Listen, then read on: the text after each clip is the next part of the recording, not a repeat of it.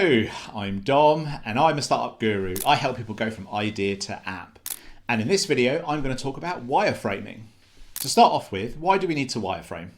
Wireframing is not the part of design where you're going to decide this is what we're going to do. It's the place where you're going to have the discussion where you can make that decision. When you do your ideation, things are going to come in, things are going to drop out, and therefore wireframing is important so that you can iterate through ideas as quickly as possible. And lastly, it helps you visualize the scope of what is going to be built.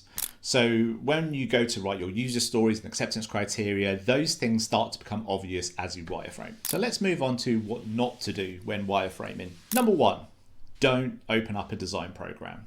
Don't open up Figma, don't open up InDesign. The reason is that you've got a ton of functionality and a load of features that help you build very high fidelity pieces. But when you're trying to ideate quickly and move things around, you don't want that getting in the way of that rapid process. Number two, don't spend time on it. It's easy to get into this space of thinking, oh, I have to get that detail in there. But if you spend that time doing it and you haven't made decisions yet, then you're going to end up having to redo everything. So imagine if you're designing and building a house. If you went into all of the technical drawings and got every single detail perfect, if one thing just changes, one room moves location, suddenly you have to redo all of that work just to communicate the things you need. And number three, don't make it pretty. I had a client previously who would do very high fidelity wireframes. They were basically the designs, and having it look pretty, thinking about color, thinking about layout. What happened was it really stunted the creativity of the designers who were meant to do that work. Designers are good at doing that stuff.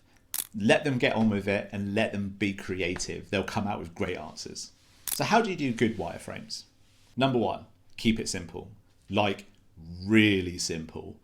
What I'm trying to do in my wireframes is convey the concept behind what's going to be on the screen. I will leave out text, I'll leave out images, I'll even leave out icons. Because what I'm looking for isn't sign off to go do the work. What I'm looking for is the conversation to get started about what copy should we have?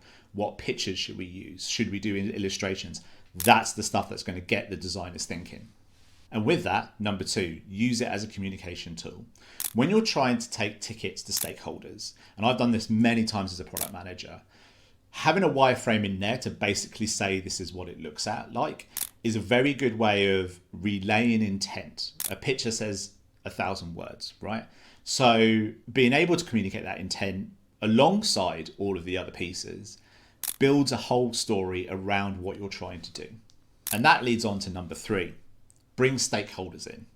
When you're doing wireframes, it's quite good doing it like a brainstorming session. You just have the piece on screen or on a whiteboard, and then you're just scribbling things as quickly as you can. This helps to move the conversation along quicker rather than make a decision and then argue your decision. That doesn't help anybody. So lastly, some tips on wireframing. Firstly, use pen and paper. It's super simple. Everyone's got access to it. But if you want to go digital, then use Balsamiq.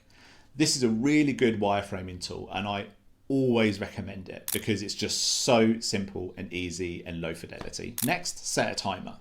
I like to put 1 or 2 minutes on a timer when I do my wireframes because then it forces me out of worrying about the details and more about the top level concept.